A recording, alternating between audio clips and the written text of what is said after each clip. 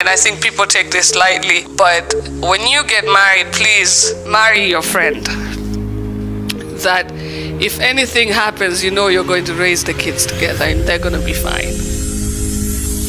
Tazungumza kidogo kuhusiana na maisha yangu binafsi na vitu ambavyo vimeniguide kufika hapa. My dreams. I always believe that kama nisingekuwa huyo ambaye nimekuwa leo, I don't know who else I would have become. This is something that was the most daring thing I've done in my life. You can't make that decision. I made that decision. And I learned that success is very daring. It's risk.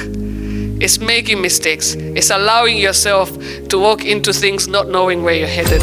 Ilifika point nilikuwa sipewi opportunities ambazo zinakuja, even though kila mtu alikuwa anajua nina uwezo.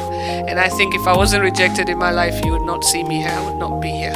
So I am glad and grateful to everybody that said no, because it led me to find my yes. Naamini mimi, yani naamini sana kwenye Mwenyezi Mungu, naamini sana kwenye destiny, naamini hakuna coincidence kwenye maisha. Kila ulichokipata ni kitu ambacho Mwenyezi Mungu amepanga kwa ajili yako. So sometimes I feel like to reach to a point where you actually test what you're capable of is very important. When you know that you have the capabilities, when you come into realization kwamba na uwezo wa kitu hiki, fanya hapo. So that for me was affirmations, or let's say a point where I was sure that what I dream is actually a possibility and is actually something that I'm capable of. Which is a very long story, but I'm going to try and make it short, because I know people love you for as long as you speak kidogo. The more you speak, wanaanza kulaumu wanasiasa naye aende, you know, so I'm going to try and make it as short as possible. Ni muda wa kuchukua nafasi yako katika meza ya HW, tuwasilishe kwako mawazo yenye tija kwa maneno ya dhahabu, kukupa hamasa na kukujengea uwezo wa kufanya zaidi na kuwa zaidi. Welcome to the home of positive vibes. Huyu si mwingine bali ni multi-award winning media personality, and she is a radio and TV presenter from Clouds TV. As well, she is an actor and an influencer. Ladies and gentlemen, it is one thing to be a good presenter. It is another thing to be the best presenter. Not once, not twice, not thrice. More than that. Now, with saying that, ladies and gentlemen, please help me welcome the one and only Meena Ally.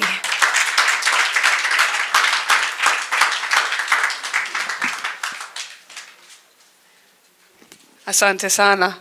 With that intro, I'm afraid I might not get that award again, kwa sababu naona kama utaichukua. That was amazing, and it had me question whether you're speaking about me, because I was like, wow, I'm so perfect. Wow.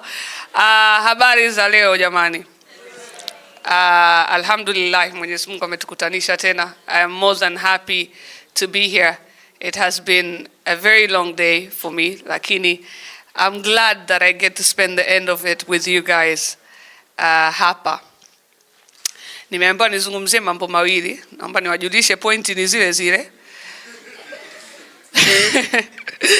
Lack of government support, poor infrastructure. Nyingine ni ipi?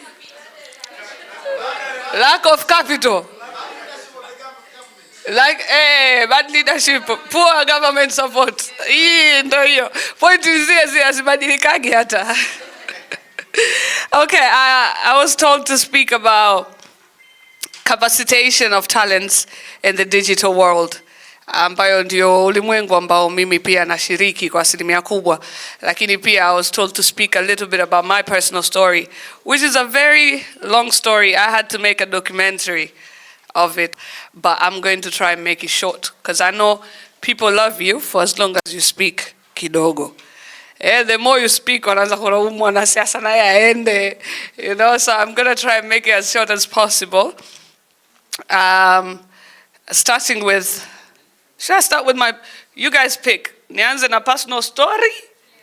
Au nianze na hiyo ingine hiyo yao? Hiyo ingine?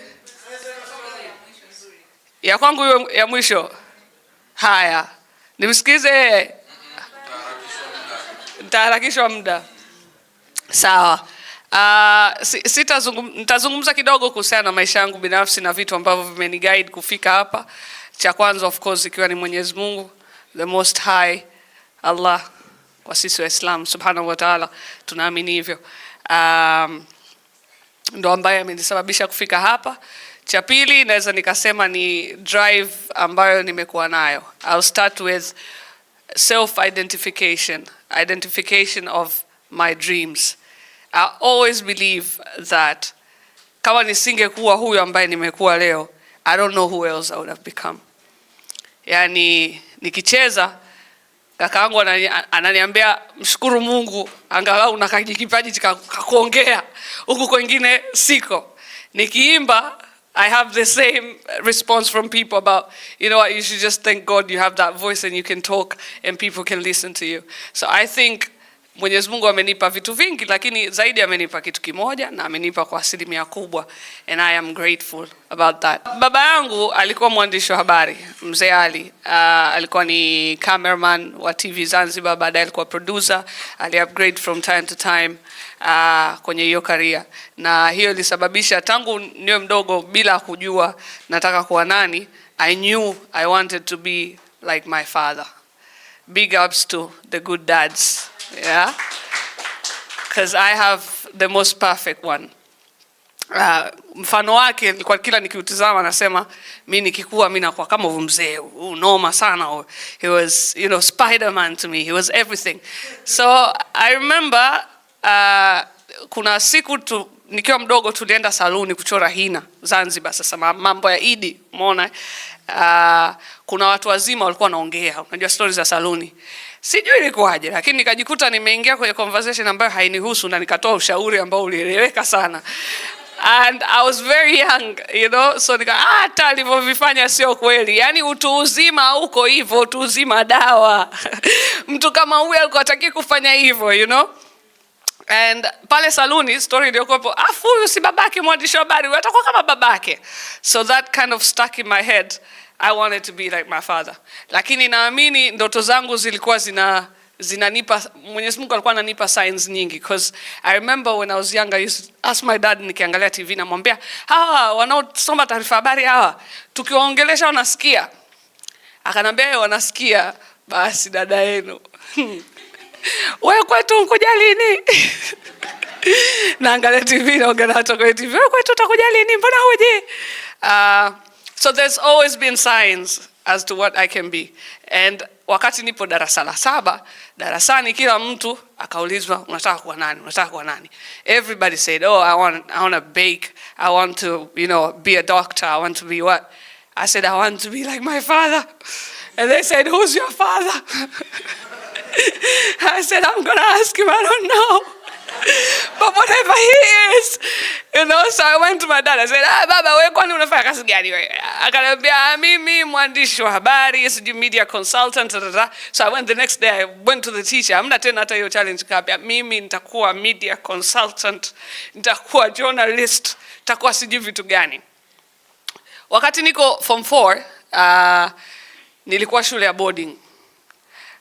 Naamini mimi, yani naamini sana kwenye Mwenyezi Mungu, naamini sana kwenye destiny, naamini hakuna coincidence kwenye maisha. Kila ulichokipata ni kitu ambacho Mwenyezi Mungu amepanga kwa ajili yako. So wakati niko boarding ililetwa TV ambayo ilifanya kazi siku moja. People don't believe this story, but it's actually true. Wakati niko dormitory, na ile TV mimi natoka naiona, watoto wanashangaa, TV sio nini?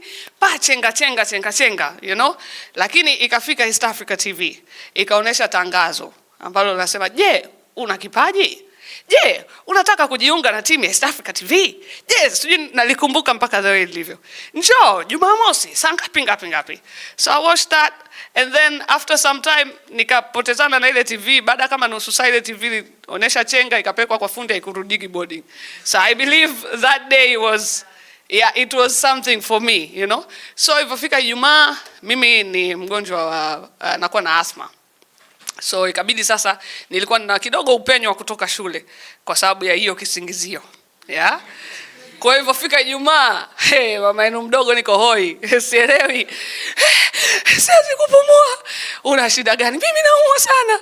Nikarudishwa nyumbani. Kufika nyumbani nikamkuta bibi yangu, Mwenyezi Mungu amrehemu, nikamwambia sasa sikia nikupange. Mimi siumwe wala nini, kuna tangazo nimeliona. Kwa mimi kesho wewe nipelekeni.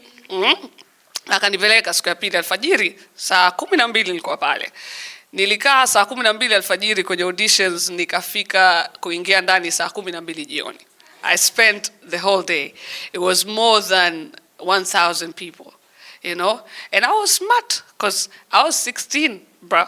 But kwenye zile form tulitolewa pale tukaambiwa jazeni. Akili tu ikacheza, akasema hawa si waambii na miaka 16. Hawatanipenyeza. Nikaandika 18. Nikakachora ka 18 pale. Kikubwa mimi niingie huko ndani nione kuna nini, basi hata nisirudi nyumbani patupu, msije mkanirudisha. Kwa hivyo ilipofika saa 8 mchana kuna watu walipanga foleni, wakaja kaambiwa kama uko chini ya miaka 18 na umejaza kwa fomu yako hivyo, rudi nyumbani. Nikasema asante Bwana Yesu. Mimi nina miaka 18 according to papers. I am fine. Nikaingia ndani, nikafanya interview. I was tired, lakini nilijaribu to do my best. I met someone called Josh Murunga, who was the one that interviewed me at East Africa. Akanambia, how can I ease in your name? How can I call you kirahisi? Nikamwambia, oh, you can call me Meena. Akasema, okay, Meena. Akaiandika, akasema, for other people that come in here, we tell them to wait for our call, that it might happen. But for you, make sure you stay close to your phone, because we will call you. Nikaondoka pale nikasema ala, wasinifanye chochote, kumbe nina talent. So that for me was affirmations, or let's say a point where I was sure that what I dream is actually a possibility and it's actually something that I'm capable of. Kwa sababu most of us dream, mimi nafanya kazi kwenye media industry, kwenye entertainment. I meet a lot of young people that think they're actually musicians and they're not. And they would waste 10 years on that. Anafanya kazi, anatoa pesa, anapeleka pale. Anafanya kila, anatoa, and they're not meant for it, you know? Lakini they've never had a true friend, they've never had a self-assessment or a test to know kwamba oya, you can actually make a really good producer wa muziki, but you're not a musician. So sometimes I feel like to reach to a point where you actually test what you're capable of is very important. So for me to be accepted pale, ilikuwa tayari hivyo. So nikabakisha na tatizo la kuwaelezaje sasa kwamba sijatimiza hiyo miaka yao 18 na nataka ajira na kwamba niko boarding as we speak. Nategemewa shule Jumatatu. For some reason ilienda nikafanikiwa, nikafanyiwa training ya 1 month, nilitoroka shule. Lakini ofisini walikuwa wanajua huyu amemaliza shule, amemaliza form 4, kanajitafuta. Kwenye ule mwezi mmoja tulifanywa mchujo tena. From 1,000 people, I got into the top 5. I was the only one that was underage. I was the only one that was not educated about media at all. Umeona? So that kind of showed me kwamba I could. And I was disqualified at that particular moment kwa sababu baada ile mwezi mmoja sasa wakasema wewe tunakuondosha. And the main reason they gave me is sometimes we see the grown up in you and how much you really want to accomplish this, but we can't keep away from the kid. And that was actually, it was hurtful, but it was true because I was still a child. Because I'd be late for work and they asked me what's wrong and I say my grandma. Because I was young, unajua. But for me it was enough. So niliporudi sasa shule kweli nikamaliza form 4 nikasema mimi sitaki hiyo 5 6 mimi chuo. Nikajipeleka mwenyewe chuo cha uandishi wa habari and I started there. That's where my journey started. Later East Africa took me tena nikakaa nikatoka nikaingia Channel 10 nikaingia BBC na mwisho kujikuta Clouds. So I work with people who are older than me or my age mates. But luckily most times I have more experience because I started early.